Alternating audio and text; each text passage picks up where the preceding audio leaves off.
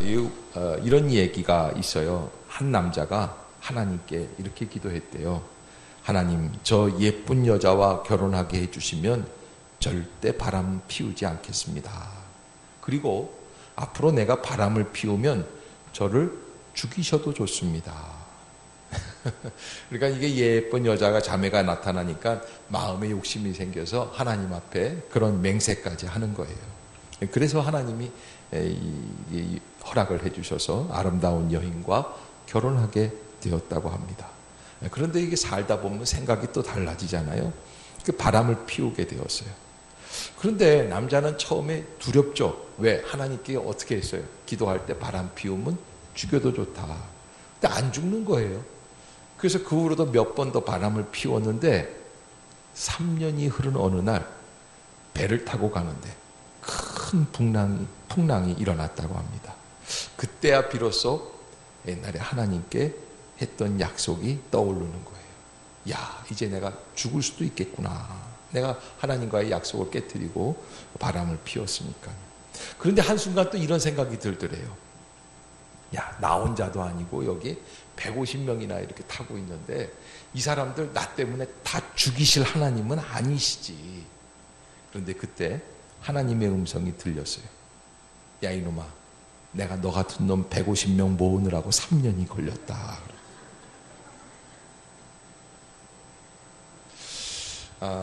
여러분, 그 누가 만들어낸 얘기인지 모르겠지만 이게 참 결혼이라는 것, 신앙생활이라는 것 두 가지 다 약속입니다.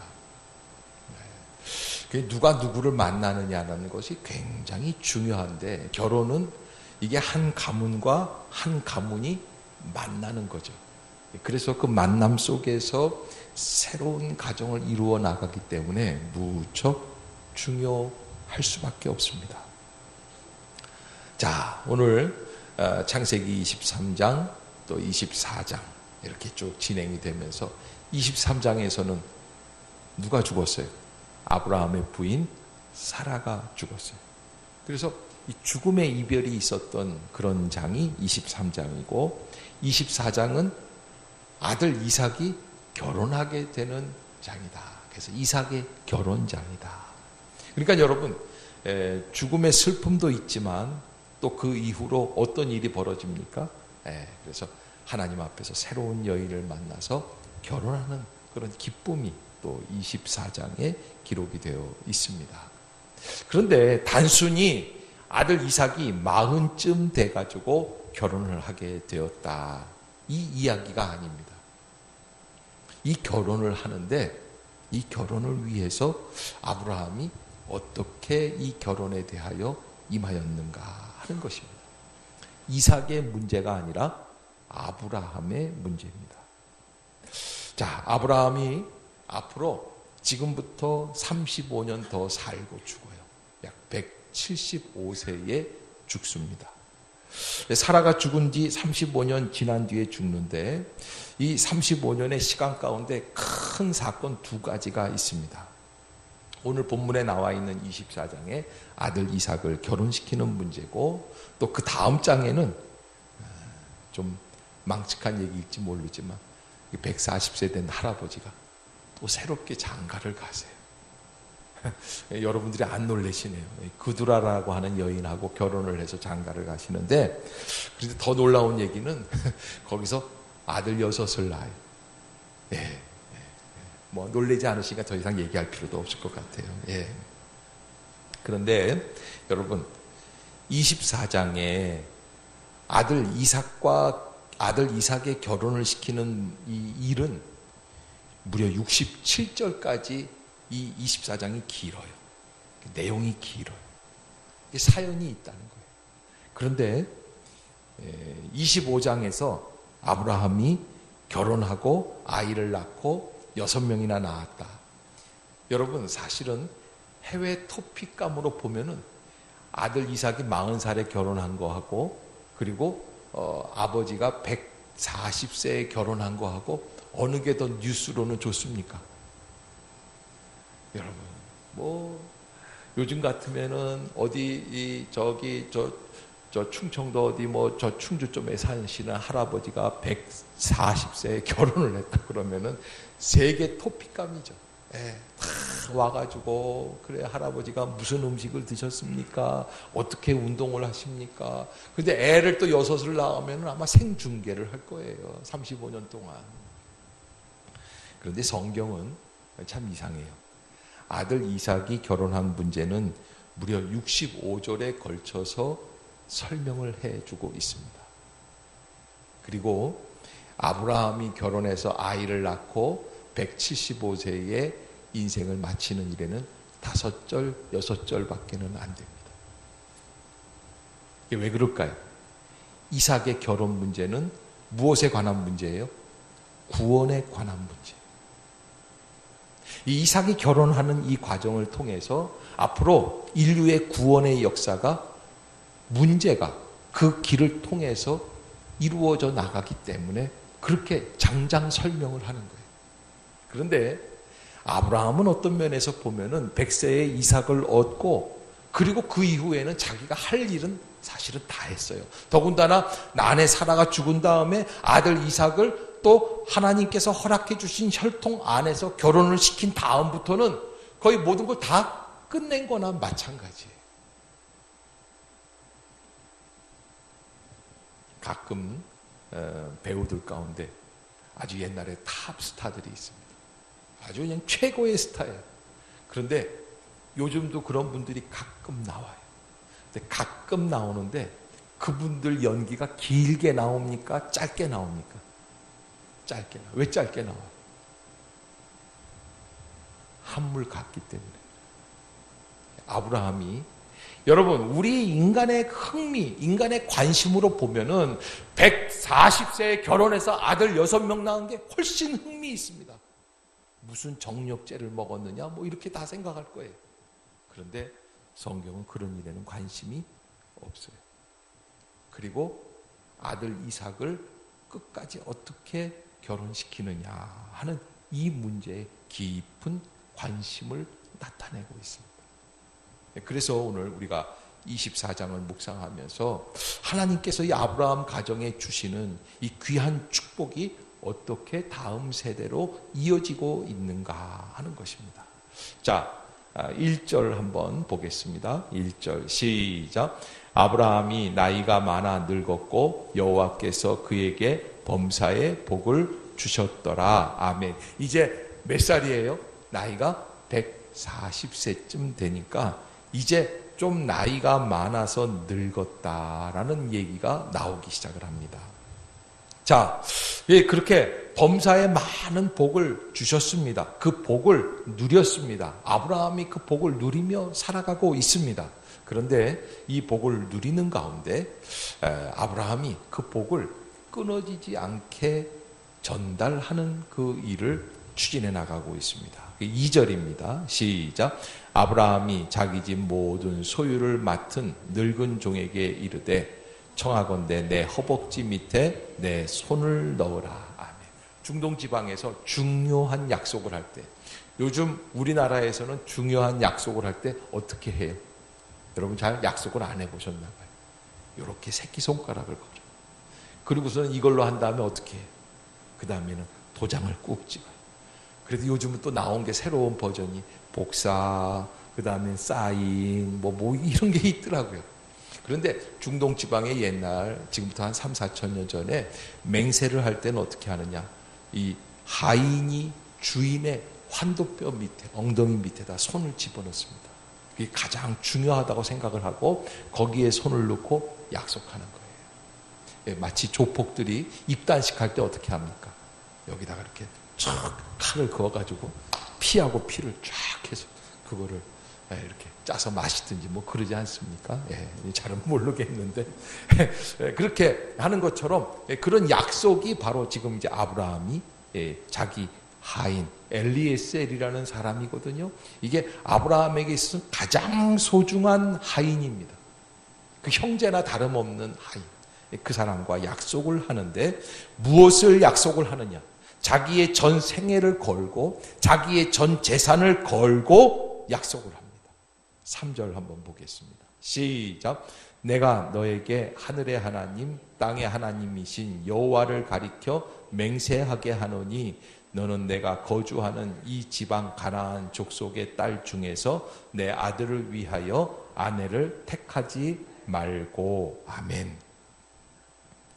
자, 여러분, 오늘 아브라함이 자기 하인 엘리에셀과 함께 당부하고 약속하고 맹세하는 이 과정이 무슨 이야기입니까? 아들 이삭을 결혼시키는 문제예요. 많은 학자들은 아들 이삭이 왜 40이 될 때까지, 나이 40이 되었는데 왜 결혼을 못하고 있었느냐, 두 가지 의미가 있었다고 생각을 합니다. 많은 분들이 그냥 그렇게만 이야기를 해요. 이삭은 어머니 편향적인 삶을 살고 있어요. 그러니까 왜 엄마한테 의지하는 사람이 있지 않습니까? 그래서 엄마 치마폭에 쌓여가지고 이렇게 살아가는 사람들이, 그럴 수 있습니다. 그런데 사실 그렇게 했다고 해서 엄마가 사라가 살아 있었기 때문에 결혼을 못하고 있다가 엄마가 죽은 다음에 결혼을 한다, 이거는 사실은 그때 당시 상황하고 조금 다르다 생각이 들고요. 더 구체적으로 얘기하는 것은 아브라함이 아직까지 정확하게 좋은 신부감을 발견했다 못했다? 발견 못한 거예요. 이 발견 못한 거는 자기의 마음이 결단이 아직 안 된 거예요. 준비가 안 된 거예요. 어느 집 딸을 데리고 와야 되느냐, 이게 참 큰 문제예요. 여러분, 23장에 아내 사라가 죽었을 때 사실은 아브라함은 그 지방에서 큰 거부로 살았지만 장례를 치를 수 있는 땅 한 평도 갖지 못한 나그네로서 살았습니다. 사실은 이런 일을 미연에 막기 위해서 어떻게 했어야 되느냐, 그 지역에 있는 큰 부족장들과 결혼을 하는 거예요. 혼례를 맺는 거예요. 어떻게? 자기 아들과 그 집안의 딸과 결혼을 시키면 되는 거예요. 그러면 땅을 수천 평, 수만 평 얻을 수 있는 거예요. 그런데 아브라함은 그렇게 하지 않았습니다. 아들의 결혼을 통해서 자기의 부의 이득을 얻으려고 하지 않았어요. 무슨 그런 책이 있어요. 그들만의 리그인가? 누가 이게 부자들, 우리나라 한국에 뭐 100대 기업, 200대 기업 안에 드는 재벌들이 자기들끼리 혼례를 이렇게 치루어 나가는 그런 얘기를 쓴 책이 있는데, 이거 뭐 대단치도 않다고 그러더라고요. 그런데 여러분, 결혼을 부의 축적의 기회로 삼지 마세요. 그 결혼에 앞서서 이해타산을 가지고 계산을 해서 내가 저 사람과 결혼을 해서 살아갈 때 앞으로 저 사람의 수입이 얼마고 내 수입이 얼마고 이렇게 계산해서 결혼하지 마시기 바랍니다. 아브라함이 우리에게 주는 좋은 교훈입니다. 아브라함은 그 많은 부를 축적하고 유지하기 위해서 사실은 어떻게 결혼했어야 되냐면, 가나안 자기가 머물고 있는 해쪽 속 땅에 그 해쪽 속의 왕이라든지 부족장이라든지 강력한 유력한 사람과 결혼을 했어야만 합니다. 그런데 아브라함은 그렇게 타협적으로 결혼을 시키지 않았습니다.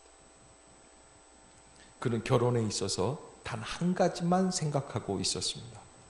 그게 무엇입니까? 바로 여호와 하나님과의 약속입니다. 이 약속을 어떻게 하면 잘 지켜나갈 수 있을까? 이것이 아브라함의 관심이었던 것입니다. 그래서 저는 여러분들에게 오늘 부탁드리고 싶은 거는, 우리가 하나님 앞에서 이 결혼이라는 것을 이루어 나갈 때, 이 결혼이라는 건 인생의 큰 사건 중의 사건입니다.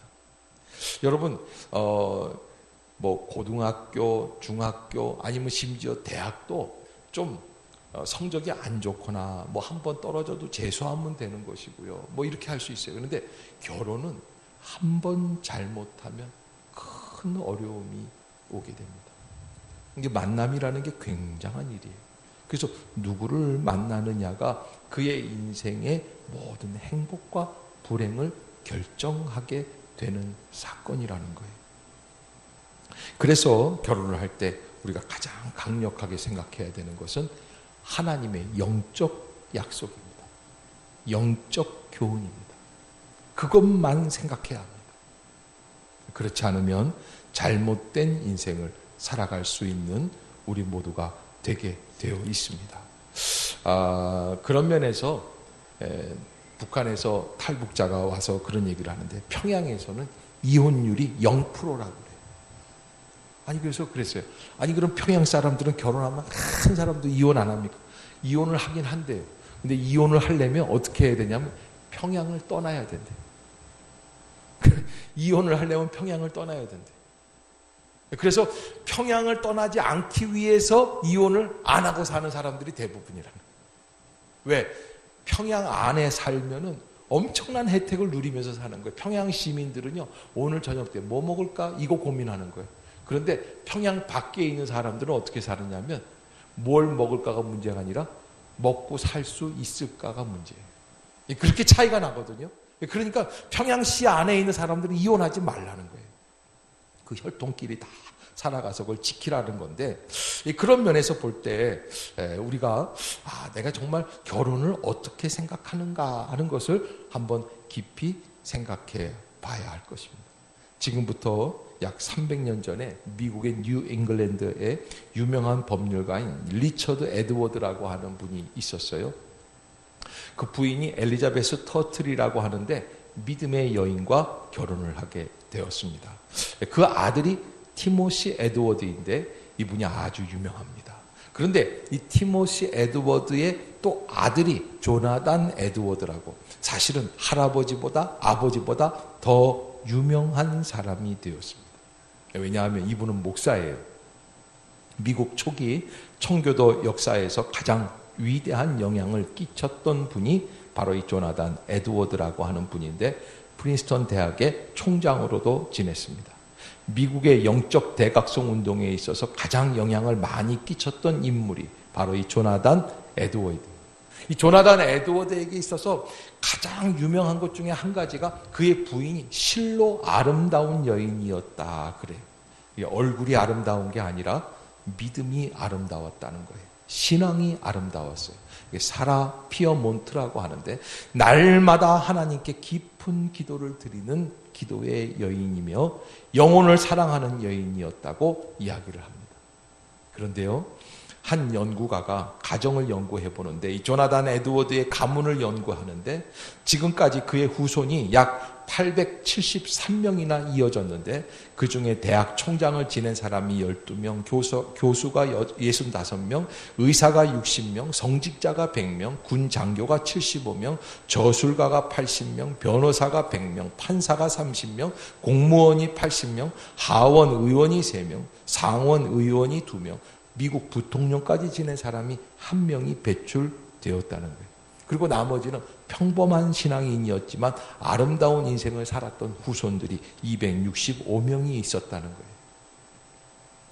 여러분, 이렇게 조나단 에드워드의 이 가문을 이야기하면 여러분들이 그럴 수 있지. 그런데 그 친구 중에 에드워드 같은 동시대에 이런 사람이 있어요. 맥스 주크라고 하는 사람이 있는데 주일학교를 다니다가 어느 날 신앙생활을 그만두고 방탕한 삶을 살기 시작했다는 거예요. 그리고 믿음이 전혀 없는 한 여인을 만나서 자식을 두게 되었다고 합니다. 맥스 주크의 후손을 1292명으로 계산을 하는데 그 자녀들이 나중에 알아보니까 유아로 사망한 자손이 309명, 직업적 거지가 310명, 질병에 의한 불구자가 440명, 매춘하는 자가 50명, 도둑이 60명, 살인자가 70명, 그저 그렇고 그런 사람이 53명. 여러분, 어떻게 시작을 하느냐에 따라서 달라져요. 누구를 만나느냐, 어느 길로 가느냐, 이 굉장한 결과를 가져온다 하는 사실입니다.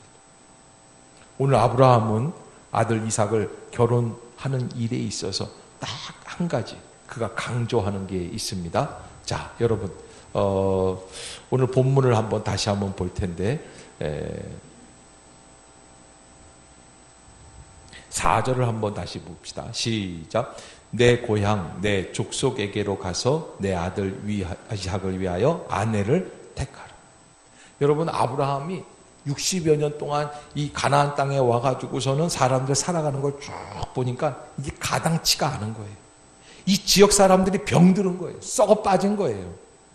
이 여인들을 데려오면 안 되겠다 생각이 드는 거예요. 그래서 뭐라고 그러냐면 내 고향, 내 족속에게로 가서 내 아들 이삭을 위하여 아내를 택하라.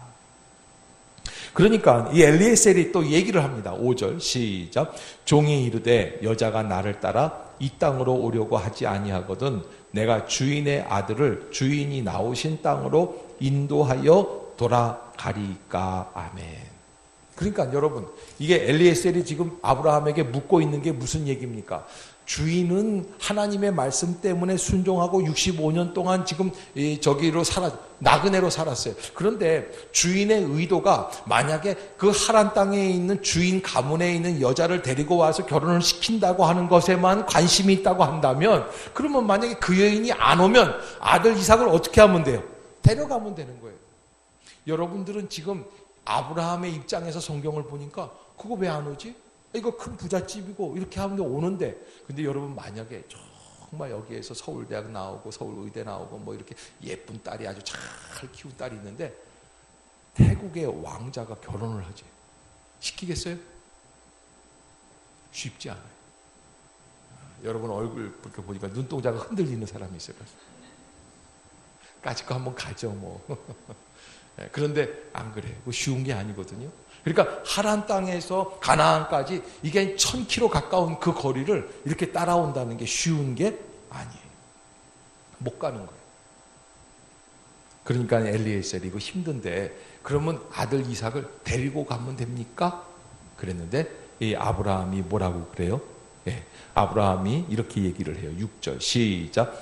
아브라함이 그에게 이르되 내 아들을 그리로 데리고 돌아가지 아니하도록 하라. 아멘. 아들을 데리고 가라, 데리고 가지 말라? 데리고 돌아가지 아니하도록 하라. 이것이 아브라함의 기준이에요. 뭡니까? 하나님의 약속을 끝까지 지켜 나가야 된다는 거예요. 그러면서 뭐라고 말을 하냐면 7절에 하늘의 하나님 여호와께서 나를 내 아버지의 집과 내 고향 땅에서 떠나게 하시고 내게 말씀하시며 내게 맹세하여 이르시기를 이 땅을 내 씨에게 주리라 하셨으니 그가 그 사자를 너보다 앞서 보내실지라. 그래. 내가 거기서 내 아들을 위하여 아내를 택할지니라. 내가 지금 너를 하나님 땅까지 보내는 것은 이 동네 여인들이 마음에 안 들었을 뿐이지 하나님의 약속 자체를 깨뜨리려고 하는 게 아니라는 거예요. 아브라함의 절대적 기준이 하나 있습니다. 그게 무엇입니까? 하나님과의 약속을 어떻게 하면 지켜나가느냐예요. 자기 자신도 하나님과의 약속을 지키기 위하여 사라와 더불어서 60여 년 동안 계속해서 약속을 지키기 위하여 살았던 인생이고, 그 약속을 지키기 위하여 누구도 아들 이삭도 그래야 한다는 거예요. 그것이 신앙생활을 이어나갈 수 있는 비결입니다. 그건 무엇입니까? 가치관의 기준이 오직 어떻게 해요? 하나여야만 하는 거예요. 두 가지면 곤란합니다. 여러분 이런 경우가 있죠. 꽁도 먹고 또 알도 먹고 그 다음에 세 번째 뭐 해요? 둥지 떼가지고 군불도 떼고. 여러분 우리가 마음속에 좀 이렇게 하면 어떨까? 그런데 결혼할 때에 있어서는 이걸 다른 거를 해서는 안 된다는 거예요. 한 가지만 생각한다. 그리고 그 결혼을 감당할 수 있어야지 된다라고 하는 거예요. 엊그제 금요일이었죠. 노예 목사님 한 분이 어머님이 돌아가셨어요. 가뵈니까 어머님이 연세가 어떻게 되세요? 그러니까 92이셨대요. 얼마나 아프셨어요? 그러니까는 하루 아프셨대요. 아니 92세 되신 분이 하루 야 대단하시다.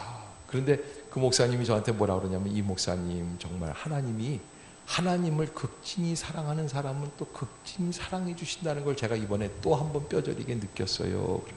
왜요? 그러니까 우리 어머님이 보통 분이 아니셨어요.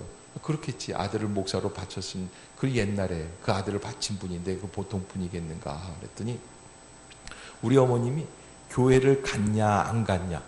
그래서 오늘 교회 안 갔는데 어릴 때는 꽤 부리지 않습니까? 그러면 밥을 굶기셨대요. 연보했냐 안 했냐 빼먹고 다른 거 아이스케이크 사 먹고 그러면 그 주간에 용돈이 없었다. 군대 갔다 와서 20대 중반에 취업을 못해서 한 1년 동안 집에서 빈둥빈둥 놀았어요. 그 목사님이. 그런데 안 됐는지 어머님이 안 되겠다 싶어서 담임 목사님을 모셔서 신방을 받고 예배를 드린다고. 그래서 야 안무개야, 오늘 목사님 오시니까 신방 받고 기도 받고 그리고 밖으로 나가라 그랬더니 그 목사님이 목사 되기 전에 좀 약간 껄렁했던 것 같아요. 이렇게 얘기를 했대요. 아니 목사님 같은 분들이 뭐 우리 집같이 이렇게 가난한 집안에 그 이제 영락교회 다니셨거든요. 우리 집에 뭘 찾아오고 뭘 대접받으실 게 있다고 오신다. 우리 어머님이 빗자루를 들고서 그냥 팍팍 치셨다는. 그래서 빗자루로 등짝 얻어맞고서 예배를 드렸어요. 그런데 그 예배 드린 다음에 일주일 만에 취업하게 되었다는 거예요. 그 목사님이 그 어머님을 생각하면 뭐만 생각이 나요? 예수 잘 믿어라 라는 생각만 나요. 여러분, 이 신앙이라는 걸 다음 세대로 넘기기가 참 어렵습니다. 그냥 겉으로는 와서 따라와서 예배에 참여해서 예배 드릴 수 있는 그 모양새는 갖출 수 있어요. 그러나 엄마의 그 절절한 마음을 전달하기는 어려워요. 다른 말로 말하면 신앙의 생명을 이어간다는 것은 불가능하다는 거예요. 그런데 방법이 있어요. 어떻게 하면 되느냐? 엄마가 이 믿음을 위해서 자기의 생명을 쏟으면 되는 거예요. 이탈리아의 유명한 작가 지오반니 파핀이라고 하는 유명한 작가가 있습니다. 그는 철저한 무신론자였습니다. 근데 어느 날 무서운 병에 걸렸습니다. 그의 소식을 들은 어떤 사람이 믿음이 독실한 그의 어머니에게 뭐라고 얘기를 하냐면, 안무개 엄마, 당신 아들이 아프다고 하는데 사람 고기를 먹으면 혹시 나을지도 몰라요. 옛날에 그런 얘기들이 있지 않습니까? 그러니까 이 엄마가요, 어떻게 했냐면 칼로 자기의 허벅지살을 잘라서 요리를 해서 아들에게 먹였어요. 그러니까 희한하게 병이 차츰 낫기 시작을 하는 거예요. 점점 나아져. 그런데 이 철딱선이 없는 아들이 뭐라고 그러냐면, 엄마 그때 먹었던 그 고기가 너무 맛있는데, 그러니까 이쪽 살에서 뱄다가 나중에 아이가 없는 사이에, 아들이 없는 사이에 이쪽 다리를 베는데 그만 동맥을 잘못 잘라가지고 정신을 잃고 말았는데, 나중에 외출했다가 돌아온 아들이 이 모습을 보니까 알게 되는 거예요. 지난번에 먹은 고기가 어머님의 살이었군요. 어머니가 흔드는 아들 때문에 잠깐 정신을 차립니다. 그리고 이렇게 당부했다는 거예요. 나는 죄 많은 몸으로 너를 구했지만 예수님은 죄 없는 몸으로 우리를 위해서 살을 찢기시고 피를 흘리셨단다. 그러니 너는 반드시 예수님을 믿어야 한다. 파파니가 다음에 바뀌었습니다. 어머님이 돌아가시고 나서 예수 그리스도를 영접합니다. 그는 세상 사람들에게 만족을 주는 작가에서 예수 그리스도의 영광을 위하여 쓰는 그리스도의 이야기, 떡과 포도주, 유명한 책들을 만들어내는 저술가로 그의 인생이 바뀌게 되었다고 하는 이야기가 있습니다. 여러분, 제가 오늘 본문을 준비하다가 마태복음 13장 44절에 나와 있는 말씀이 생각이 났어요. 천국은 마치 밭에 감추인 보화와 같으니 사람이 이를 발견한 후 숨겨두고 기뻐하며 돌아가서 자기의 소유를 다 팔아 그 밭을 사느니라. 아멘. 천국은 마치 밭에 감추인 보물과 같다는 거예요. 이를 발견하면 숨겨두고 기뻐하며 돌아가서 나의 모든 소유를 다 팔아서 그 밭을 사야만 한다는 것입니다. 찬양 가사도 있지 않습니까?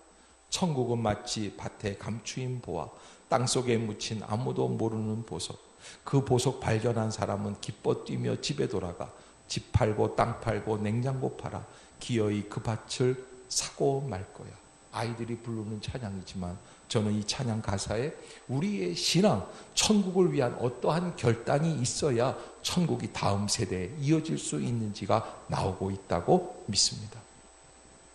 사랑하는 성도 여러분, 우리가 아이들을 교육시키는 사람들의 입장입니다. 그 아이들이 중요한 일들을 결정할 때 우리의 가치관이 어디에 있습니까? 저는 여러분들이 하나님의 은혜 가운데 믿음의 가치관을 가지고 세상적인 가치관보다는 하나님 중심의 은혜의 가치관을 가지고 세상을 결정해 나가고 선택해 나갈 수 있는 아브라함의 후예가 될 수 있는 그런 복된 성도들이 다 되시기를 주님의 이름으로 부탁합니다.